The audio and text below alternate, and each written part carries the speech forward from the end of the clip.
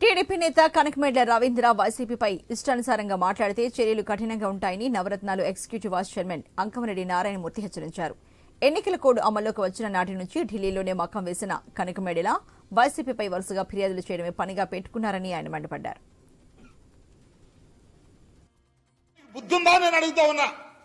5 సంవత్సరాలు నిరాటంకంగా ఏ రోజు కూడా చెప్పిన మాట చెప్పినట్టుగా అన్ని పథకాలని ఇవాళ వరకు పేదవాడికి, బీసీకి, ఎస్సీకి, ఎస్టీకి, మైనారిటీకి, మహిళలకి, విద్యార్థులకి, రైతులకి వీళ్ళందరికీ అందించుకుంటూ వస్తున్న జగన్మోహన్ రెడ్డి గారు కేవలం మీ చర్యల వల్ల, కేవలం మీ దుర్మార్గాల వల్ల, మీరు చేసిన కుట్రల వల్ల ఇవాళ ఈ పథకాలు పేదవాడికి అందకుండా చేశారు. మహిళలకు అందాల్సిన ఆసరా గాని, చేయూత గాని, రైతులకు అందాల్సిన ఇన్పుట్ సబ్సిడీ గాని, విద్యార్థులకు అందాల్సిన విద్యా దీవెన గాని, మహిళలకు అందాల్సిన, మైనార్టీలకు అందాల్సిన సాది తోఫా గాని, కళ్యాణ లక్ష్మి గాని, ఈ పథకాలు ఏమీ అందకుండా చేసింది ఎవరు?